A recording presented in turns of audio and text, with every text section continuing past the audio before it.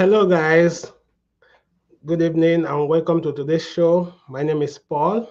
You're welcome to Red London Royal, a channel where we'll bring you the latest Arsenal transfer news and matches watch along all over the world. So, tonight we'll be looking at the pre match show between Arsenal and Leeds United.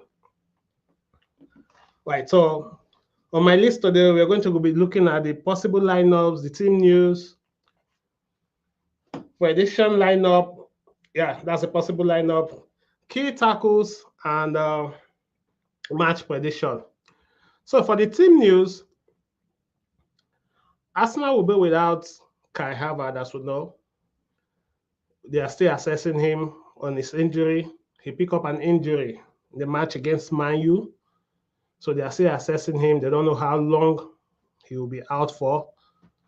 Then Christian Nogard is also going to be out for this match. Then the likes of Ben White is doubtful. Based on Arteta's press conference, he's doubtful. So maybe by tomorrow, we're going to know if Ben White is going to feature against Leeds United or not. All right. On a positive note, Eze deal is very, very close. There's a possibility they are going to unveil him tomorrow before the match between Arsenal and Leeds United. So it's a good signing for Arsenal. I must appreciate Andrea Beta for his wonderful works.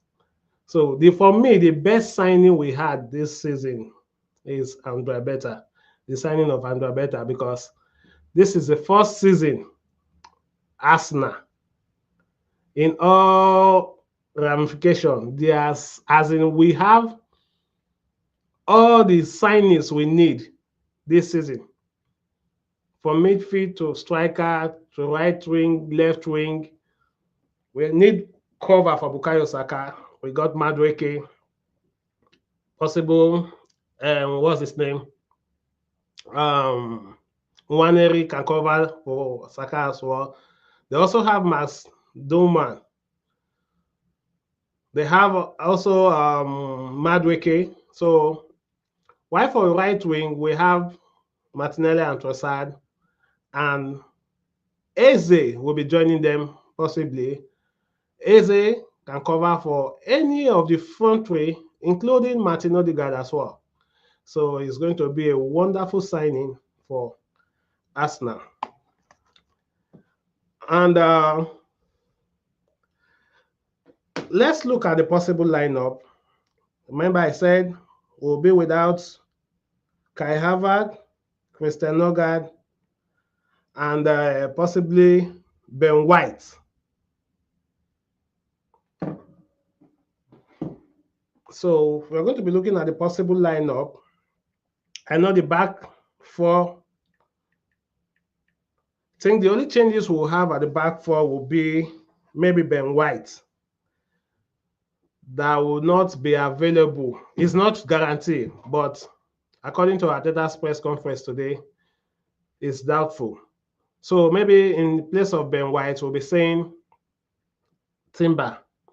So at goal, we're going to be having David Raya, left back. I think Ricardo Calafero will keep his spot. Then 5 and 6, Ben White and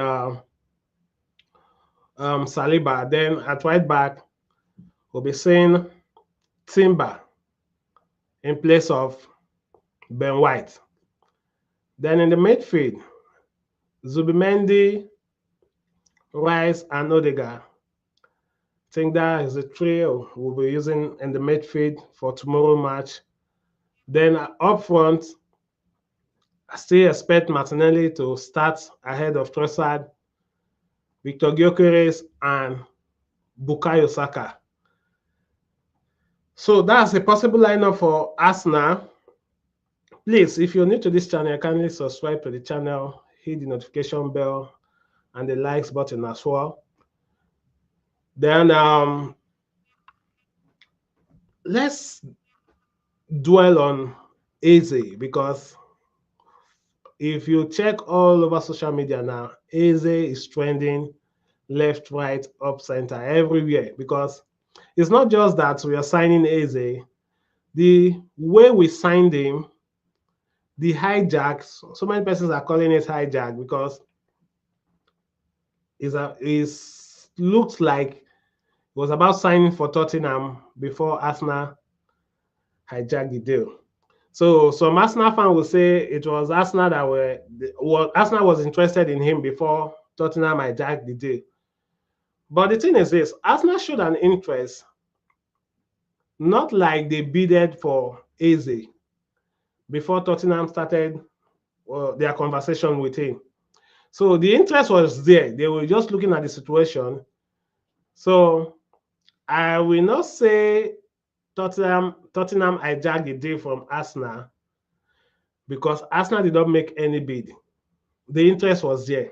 So they are just observing or trying to prioritize outgoing before they are looking for a way to create space before they will go for him. I think that would be the best way to put it. But Tottenham have already agreed the deal, made the bid. The bid has already been accepted. I don't know the delay that made Arsenal come into this AZ deal. And if you check the way Arsenal came into this AZ deal, it's like it's not up to 24 hours. In less than 4 hours, they have agreed everything on the deal. So it was like a shock because the news broke out when Kai Havertz, it was declared that Kai Havertz had an injury and it will be out. It will be out. We don't know how long he's going to be out. They are still assessing him. But as soon as that news of Kai Havertz broke out that he had an injury, that was when Arsenal pushed for Eze.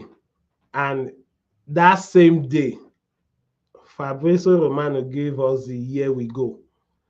So as I'm talking to you now, he's undergoing his medical. Maybe before the end of the show, you might get a news that Arsenal have completed the signing for him already.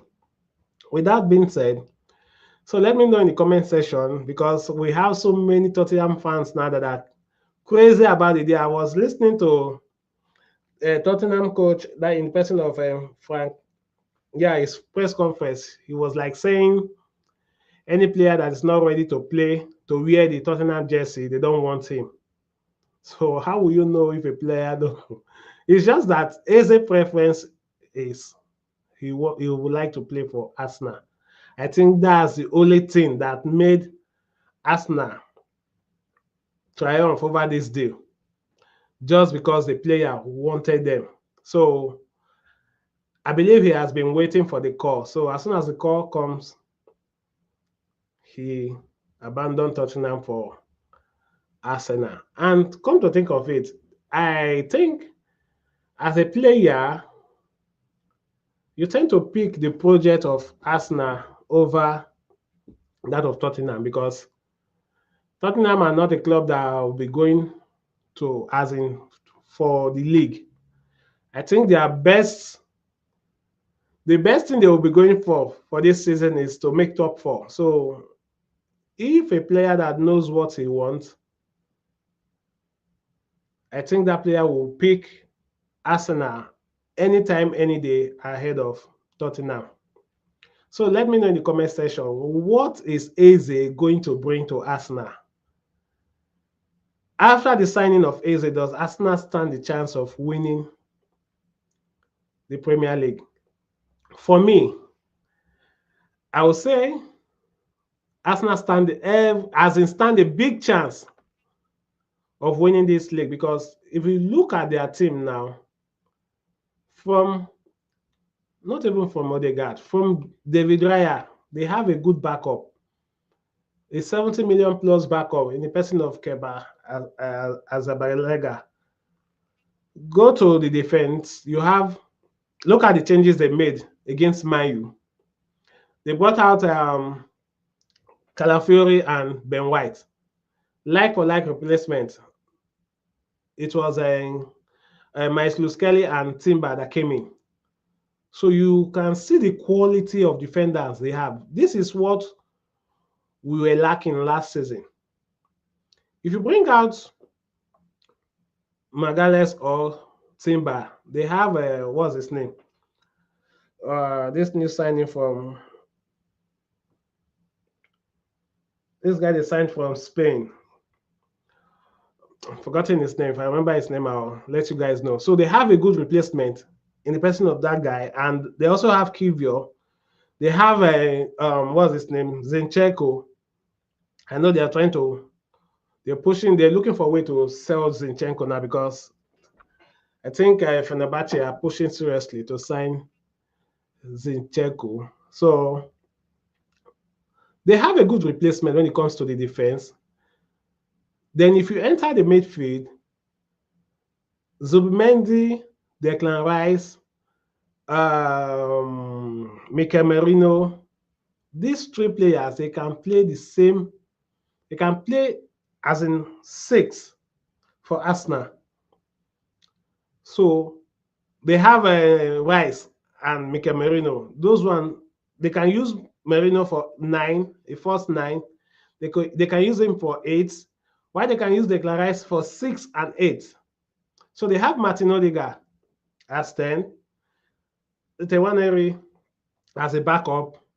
They also have Mazdoma as a backup as well. Then if you look at Leandro Trossard, now they have a Eberechi as well, who can play 10. He can also play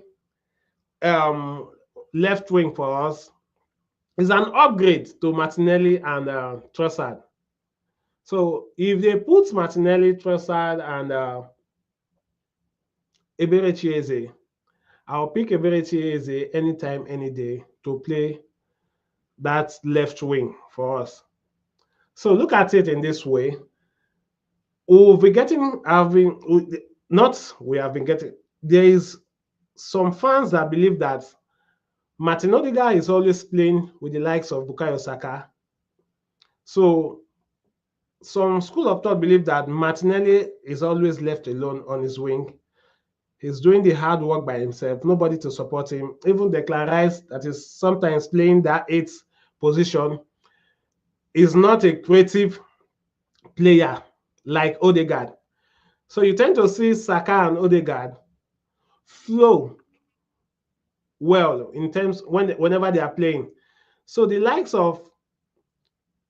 reason why Eberechi is important now is some matches when it seems difficult for Odegaard to break through, they can use Eberechi and Odegaard at the same time. Why a person like Declan Rice or Zubimendi will be at the back playing the 6 for them. So imagine a formation where they use Zubimendi, then Arsenal is using Odegaard as 10, then Eberechi as 8. So you have 2 good distributors. And one thing I like about Eberechi is that when it comes to shot outside 18-yard box shot, check most of his goals last season. Almost all his goals were scored from outside the 18-yard box. So this is one chance Arsenal always have, but there is nobody to take this shot. So I believe with the signing of Eberechi, that is settled. Someone that will create much room for Martinelli and and Gyökeres is there as well. Because if it comes to killer pass, he's present. If it comes to shot, he's present. If it comes to dribble, he's present. If it comes to physicality, he's present. So this signing is the best signing for Arsenal this season. The acquisition of Eberechi will be the best signing for them because that guy is a complete baller. If you're looking for dribble, he's there. Shot is there. The only thing he lacks is pace. Pace. Not like he's not pacey, but not like a pacey winger. So, but every other thing, you have it in abundance. So it's a good one for Arsenal. I think now Arsenal stand a better chance of winning the league. I was listening to Craig Burnley today at ESPN show. He said for him, Arsenal have everything. Any wing you're looking at, they have 2 or 3 good players in that particular wing. So they stand a better chance of winning this premiership this season. Then again, let me know in the comment section what you think about tomorrow's match, and I'm going to be bringing you live watch along as well. The match is 5:30 p.m. tomorrow, so studio will be open by 5:15. So I'll be here live and direct. So let me know in the comment section what do you think about the signing of Eberechi Eze, and how Tottenham are going to feel when we are playing them. Eberechi Eze will be playing against Tottenham. And mind you, Arsenal is his boyhood club. He played in Arsenal in the Feathers team, so until he was 13 years before he left Arsenal. So he's coming back home now to prove himself again. So it's going to be a massive, massive, massive signing. It's a massive, massive signing for Arsenal. And I have to give Andrea Beta his flowers, because I'm still saying it. I'm surprised at the way Arsenal are signing this season. Look at the player they are signing. This was one of the points Craig Burnley also gave, that they are signing a player of 52 point something million pounds, and that player is staying at bench. Is going to be in the bench. So when was the last time Arsenal signed a player, that amount of player, and you put that player on the bench? So this Arsenal now, I believe, like everyone is saying, not the pundit, they say Arteta doesn't have any excuse anymore. For me, I still believe I'll concur to that, because there's no excuse he's going to give now. Everything he's looking for, he has gotten it this season. Striker, backup for Saka, right winger, midfielder, defender. So everything, they have it. And again, this match against Leeds United is a match we're going to see how Arsenal are going to play when they are playing a smaller team, because the match we played last against Manchester United, we struggled in that match. So I know it was the first match of the season. So the boys, they are still match rusty, and Manchester United playing them at Old Trafford. Old Trafford is not an easy thing as well. So the match against Leeds United now, we are going to see Arsenal when they are ascending, because we are not expecting Leeds United to press Arsenal the way Man U did. So the key players we have to watch out for now is Gyökeres, because this is a match. At least if Gyökeres can score 2 goals in this match, it is something. If he can score 2 goals in this match, it is something. And tomorrow, possibly, they are going to be unveiling Eberechi Eze before the kickoff time. So this is the prediction or the match preview between Arsenal and Leeds United. And my prediction for that match tomorrow is 5-0 in favor of Arsenal. And I see Gyökeres scoring 2 goals in that 5-0 win. That is all from me to you tonight. If you're new to the channel, kindly subscribe to the channel, hit the notification bell and the likes button as well. Until I come your way again tomorrow by 5:15, the studio will be open for our live match watch along. So stay tuned and remain blessed. Thank you very much. See you guys tomorrow.